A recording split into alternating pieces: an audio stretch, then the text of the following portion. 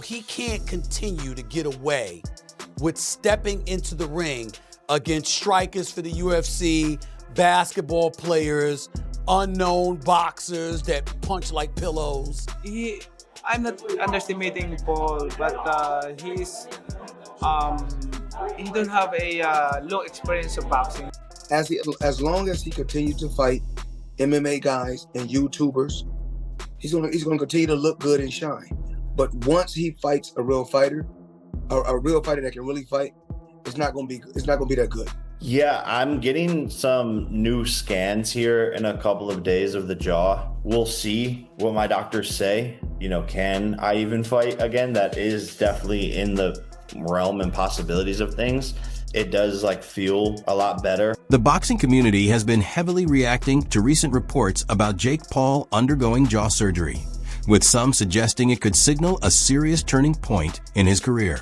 Rather than receiving support, the situation has fueled more criticism, with many people revisiting his journey in the sport and questioning his place in it. As talk of a possible retirement continues to spread, the conversation has shifted toward a bigger argument: whether Jake Paul was ever truly suited for professional boxing from the beginning.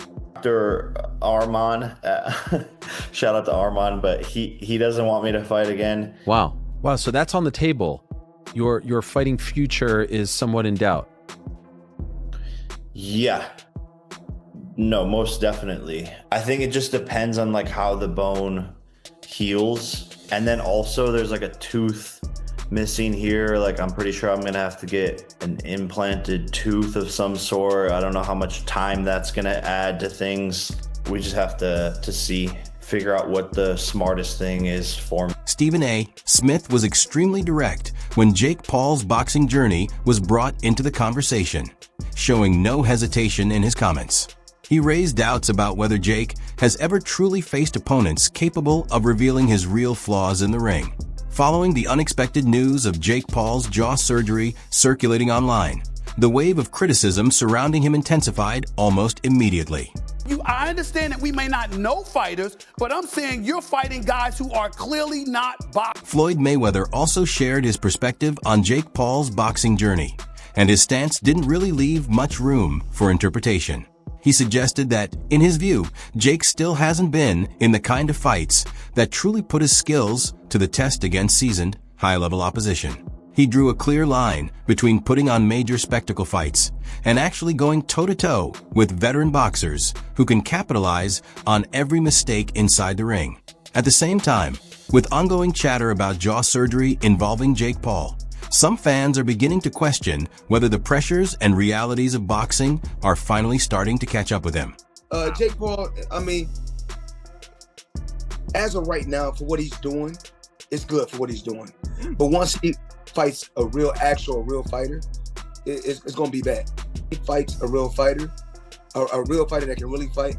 It's not going to be that good.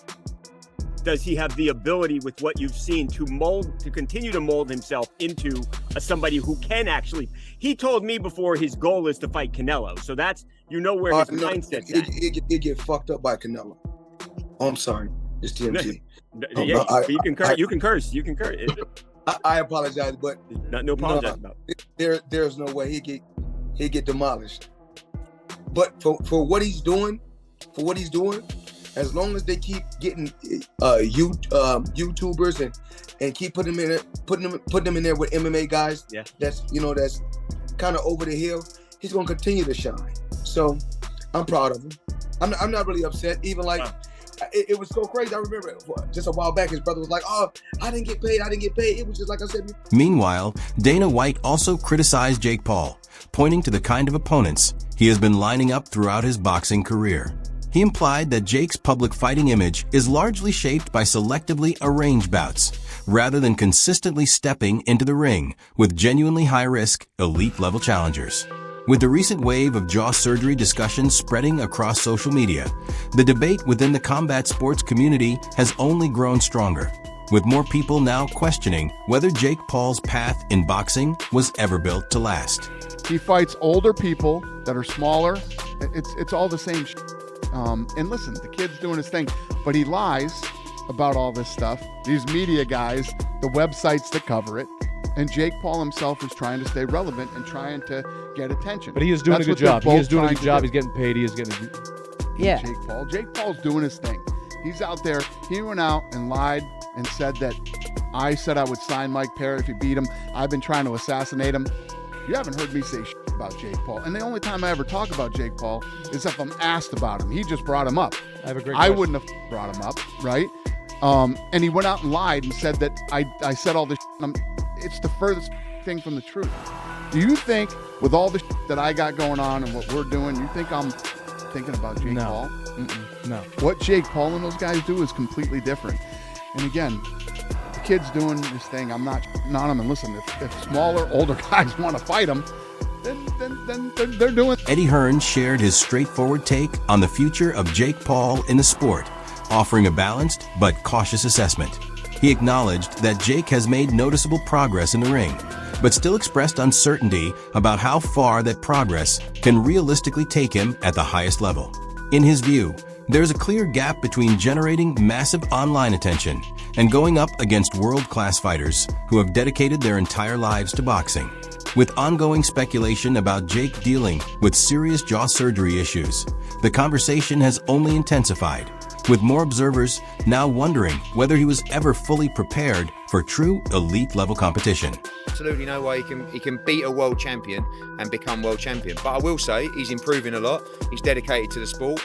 I don't know how good he is because he hasn't really faced a real fight. I don't believe you will ever get close to being a world-class fighter. I believe that I would beat anybody on your roster that's under 10 fights. Anyone. We can do that. Any one of your fighters that has under 10 fights. Easy. Okay.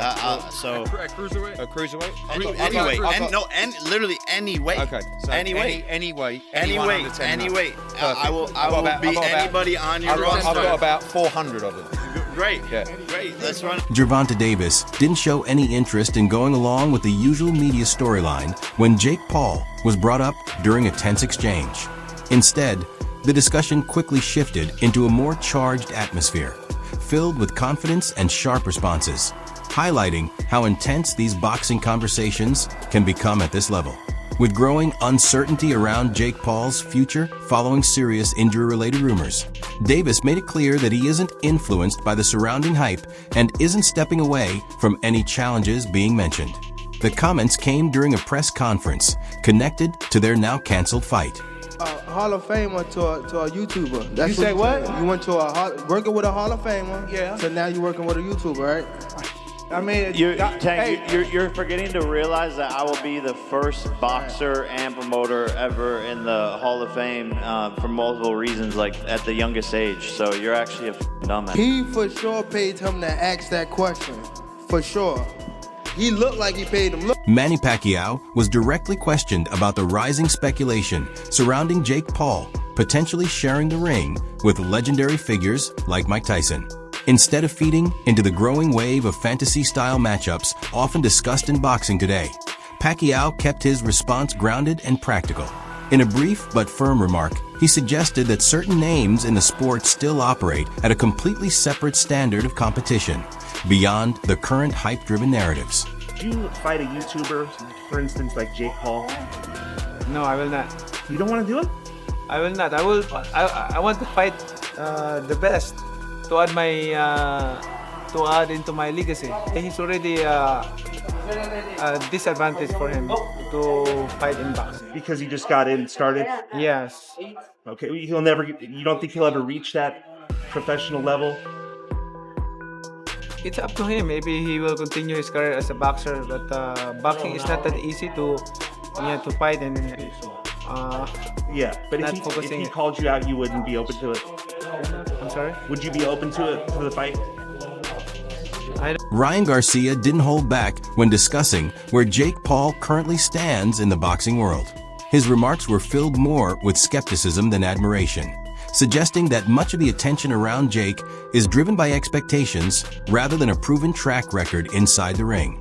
When the discussion turned toward real in-fight pressure and danger, Garcia expressed doubts about whether Jake has ever truly been placed in situations where his limits were fully exposed.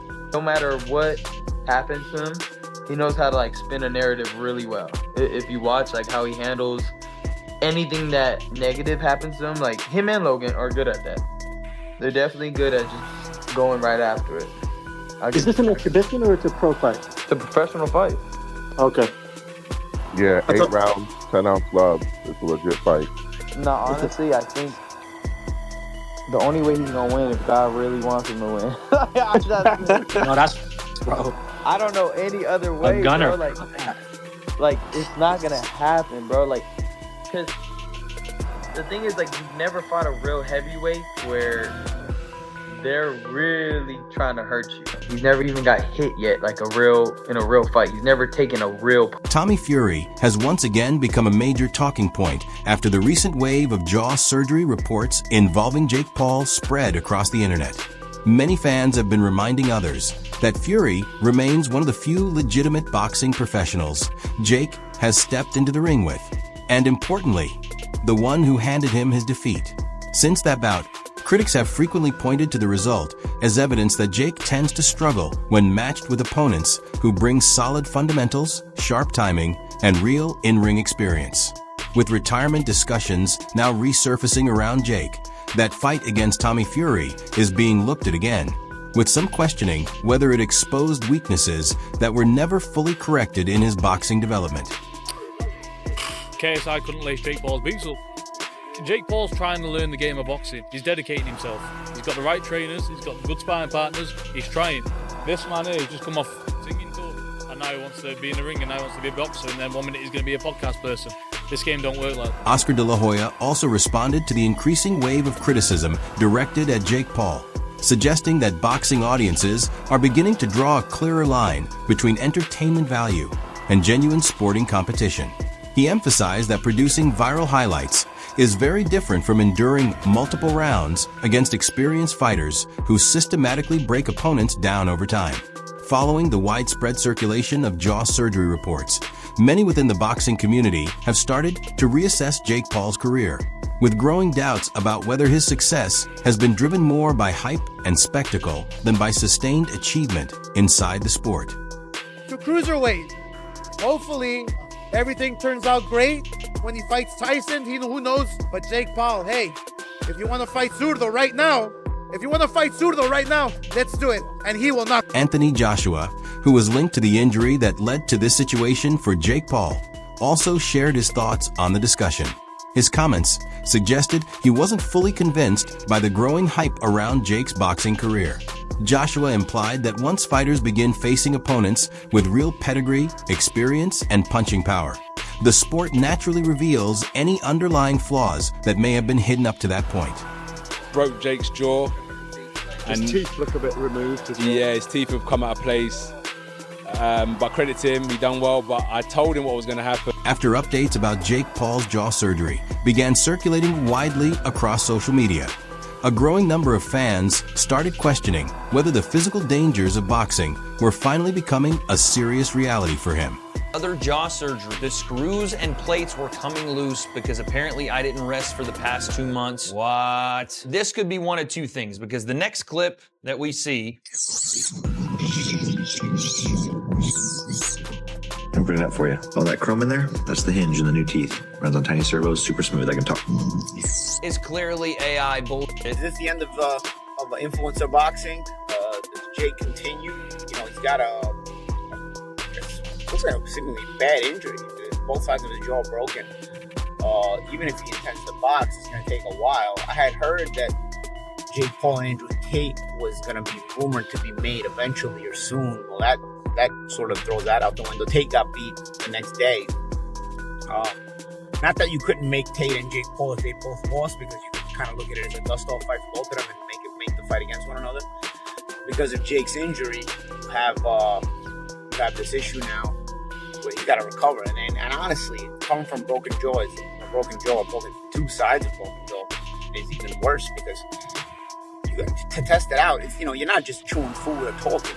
Your jaw has to heal enough to take impact, to spar, to be able to actually box and not just everyday life's usage of your jaw.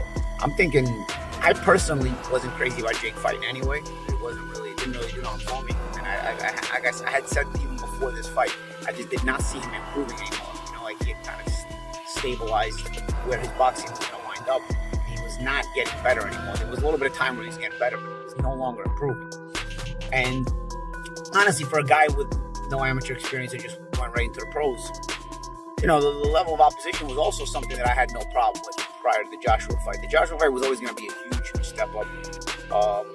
You almost thought like it was a joke, like where there's got to be something that they're not telling me. He's going to fight Joshua. There's got to be something they're not saying. And a lot of people thought, oh, it's not going to be real and so on and so forth. But I tell people, Jake's fights are real. He usually just stacks the deck, but they're real. This time it was hard to deck stack because you got Anthony Joshua in it with you. So he put in a little bit of stipulations like that Joshua couldn't be over 245 pounds, which isn't a crazy stipulation, honestly. Joshua will make that weight. And even if, you know, he had been under 245 at certain points in his career, so he ended up making that. KSI also addressed the rising backlash toward Jake Paul after the widely discussed jaw surgery rumors began circulating online. Given their long-standing rivalry and history, his comments quickly drew attention from fans.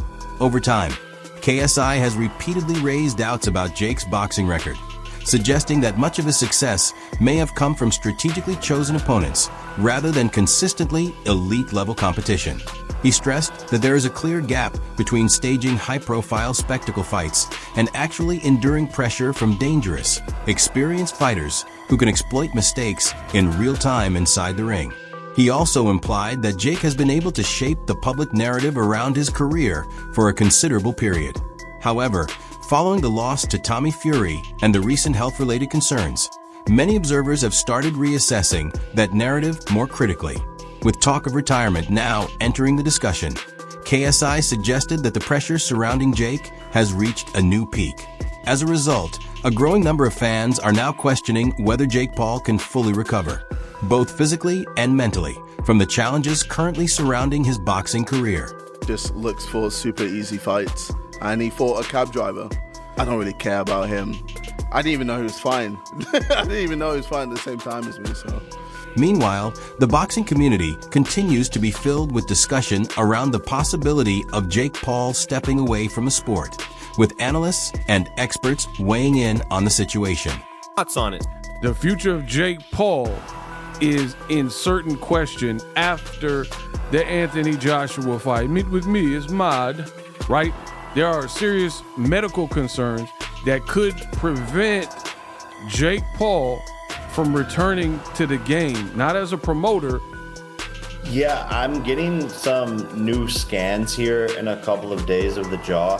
We'll see what my doctors say. You know, can I even fight again? That is definitely in the realm and possibilities of things. It does like feel a lot better, but I definitely need to get cleared. Wow, so that's on the table. Your fighting future is somewhat in doubt. Yeah. Jake Paul is saying, based on the scans and whatever shows up and appears on those scans, that could be a situation where he doesn't come back to the sport of boxing. Now, I want y'all to pay attention because this part, he says his doctor recommends or doesn't want him to actually fight. Come up, but I'm not done. Like, I can just feel it in my spirit, my soul, my heart that I have more fights left and unfinished business in my mind. Okay. So he's saying he's not done in his heart, but listen to what his doctor said. Play the clip. And injuries are a part of any sport. You know, I think potentially this could be a good outcome. You know, like you could tear ACL and be out and keep on tearing it again. So it's just a part of any sport, and I definitely don't feel like I'm done and want to keep on fighting. Is there anyone in your life, whether it's a doctor, family member, who's trying to say maybe enough is enough? Yeah, definitely. My doctor, Arman, shout out to Arman, but he doesn't want me to fight again. Wow. That's on Arman Tarukian, right? He doesn't want me. So the main question now is whether Jake Paul can recover from the mounting criticism and the setback of jaw surgery, or if this marks the point where his boxing journey begins to unravel. Already having a jaw surgery after the Anthony Joshua fight puts in question the rest of his boxing career for me, because if you are having, I think, what do they say, 4 plates and 8 screws into your jaw after AJ separated it in their fight, how are you going to be able to recover? I know Jayo Pataya had a similar surgery. I'm not sure how many, plates and screws or whatever, but now you have a setback even from that, right? You now have some issues post your first surgery. Now you're getting a second surgery to revise the issues that you had with the first one. And he says it's because he didn't rest for 2 months. I mean, if we go through and look at his Instagram over the last couple of months here, this is from 1 day ago. He was in Milan, Italy, and this is just champ talk. So he obviously went out to see his girlfriend while she won her gold and silver medals. Now he is lifting her above his head. He's getting on his PJ. He's wearing the same outfit that he wore in this picture with the doctors. Be able to actually box and not just everyday life's usage of your jaw. Like I said, it's chewing full. So I don't know. That's why I was thinking, like, is this going to be the end of Jake, or because even if he comes back as a boxer, it'll probably could take a year, to be honest. Does he focus on his promotional company? I was thinking, the promotional company is probably one thing that I could always ride with. I never had criticism for it. Jake's promotional company, MVP. I think he's doing a lot of good things with his fighters, taking care of them, which is personally what I like. If fighters earn their money, and they should be compensated for it the right way, and a lot of promoters don't do that.